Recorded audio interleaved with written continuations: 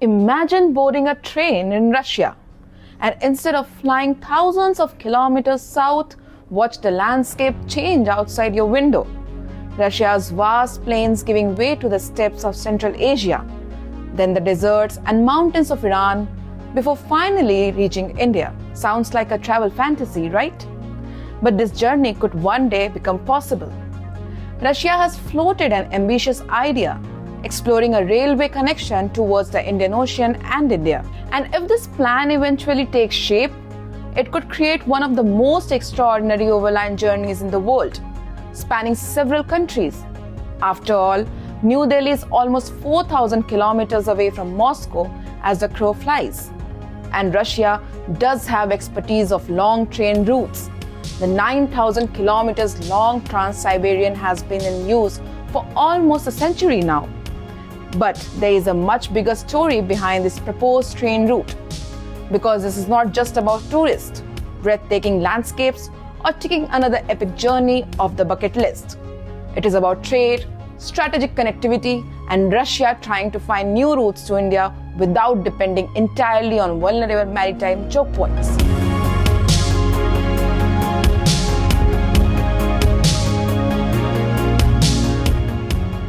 Well, the proposal was put forward by Russian Deputy Minister Marat Khushnulin, who suggested examining railway connectivity towards the Indian Ocean and India.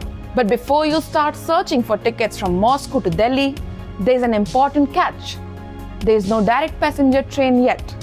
The proposal is still at an exploratory stage. For now, the focus is primarily on creating stronger transport and trade links between Russia, Central Asia, Iran, and Indian subcontinent. A future passenger service could emerge from that infrastructure. But that is still a possibility, not a confirmed travel plan.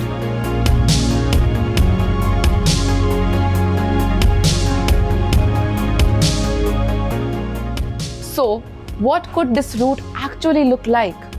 There is no officially finalized passenger route, but existing transport corridors provide a clue. A possible alignment could take the railway south from Russia through countries such as Kazakhstan and Turkmenistan, then into Iran, and eventually towards India.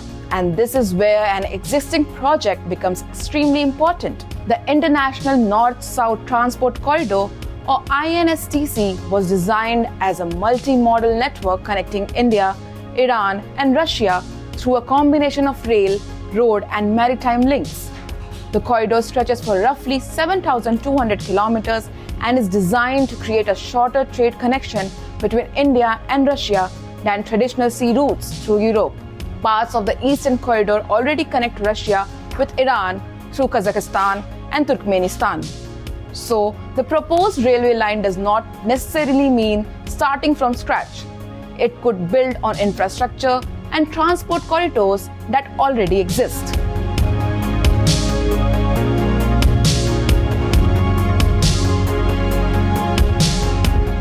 The question is, why now?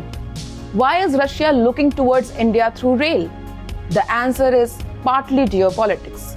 For decades, international trade has depended heavily on maritime routes, but those routes also depend on strategically sensitive choke points. The Strait of Hormuz is one example. The Bosphorus is another. Not to forget Russia's long-running problems of warm water ports. Any major disruption in these areas can affect shipping, energy supplies, and global trade. Russia's proposal is therefore about creating another option, a land-based route that could move goods across Eurasia without relying entirely on vulnerable maritime passages. And for Moscow, stronger overland connectivity with India could mean greater resilience in trade. For New Delhi, it could mean another route to the Russian and Central Asian markets.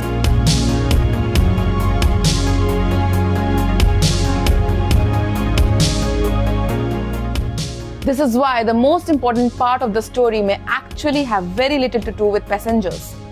It is freight, trade, supply chain, and strategic access. A functioning trade corridor would allow goods to move between India and Russia through a combination of rail, road, and sea links. that could potentially reduce transit times and strengthen commercial ties.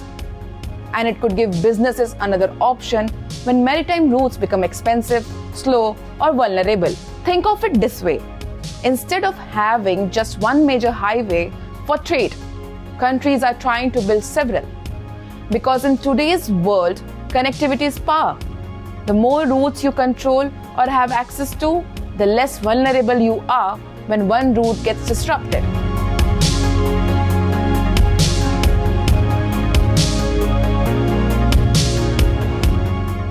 Now comes the reality check. This sounds exciting, but turning the idea into an actual passenger train would be a massive challenge. A passenger traveling across Russia, Central Asia, Iran, and India would potentially have to negotiate several international borders. Then there are different railway systems and operating standards. There are also security concerns and, of course, geopolitics. For instance, India's land neighbors to the north include Pakistan and China.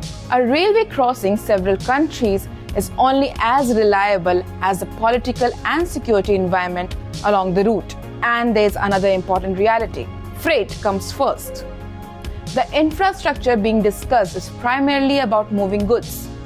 A regular passenger service would require a completely different level of coordination, schedules, immigration facilities, passengers terminals, customs, security, and cross-border agreements.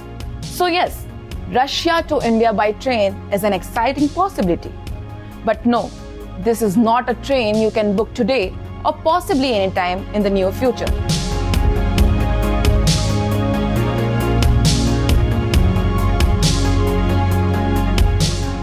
Still, imagine what such a journey could have looked like. You leave Russia, the enormous Russian landscape slowly gives you Central Asia. The scenery changes, the climate changes, the architecture changes. You move through the vast steppes and deserts of the region. Then eventually comes Iran, a country with thousands of years of history, dramatic landscape, and some of the world's most recognizable Persian cultural heritage. And eventually, the landscape transforms again as the journey reaches South Asia.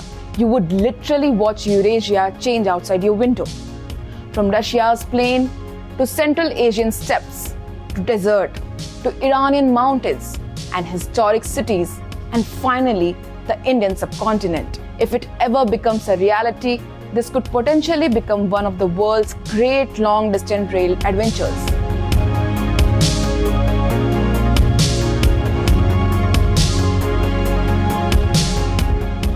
For India, however, there is an even bigger opportunity here. A stronger rail connection with Russia could mean more than tourism. It could deepen trade, improve access to Central Asia, strengthen India's role in Eurasian logistics, and give New Delhi another way to connect with markets beyond traditional maritime routes. The existing INSTC already provides the foundation for this broader connectivity, and a stronger rail component could potentially make that network even more useful. In other words, the train is the eye-catching part of the story. The real prize is the corridor.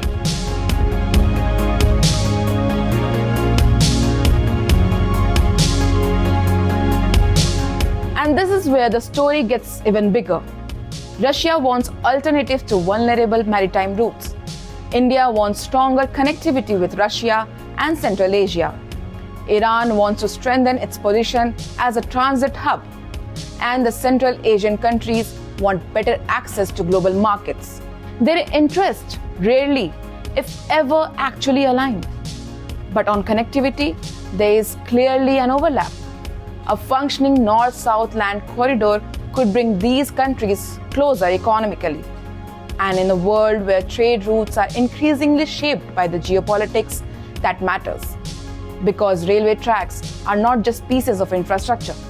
They can reshape where good moves, which port becomes important, which countries become transit hubs, and how quickly economies can connect with one another.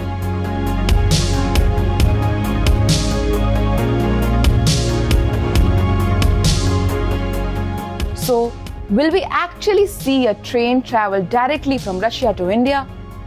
That answer, for now, is still uncertain. The proposal is at an exploratory stage. There is no confirmed direct passenger service. There are infrastructure gaps. There are border and visa complications. There are different railway systems. And there are major geopolitical and security questions to work out. But the idea itself tells us something very important. Russia and India are looking at connectivity in a very different way. Not simply as a question of how quickly people can travel, but as a question of how securely countries can trade, how they can reduce dependence on vulnerable routes, and how they can build alternatives in an increasingly uncertain world. So perhaps the real headline isn't simply Russia to India by train. It is Russia and India looking to build a new road, or rather a new railway across Eurasia. And if that railway dream eventually becomes reality, passengers may get one of the world's most spectacular train journeys. But governments and businesses could get something far more valuable: a new strategic lifeline connecting Russia, Central Asia, Iran, and India.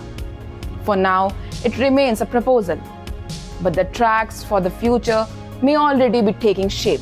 Well, that's a wrap from my side. Thank you so much for watching. I am Muskan, signing off for Times Now Digital. Until next time, take care and keep watching this space for more such videos.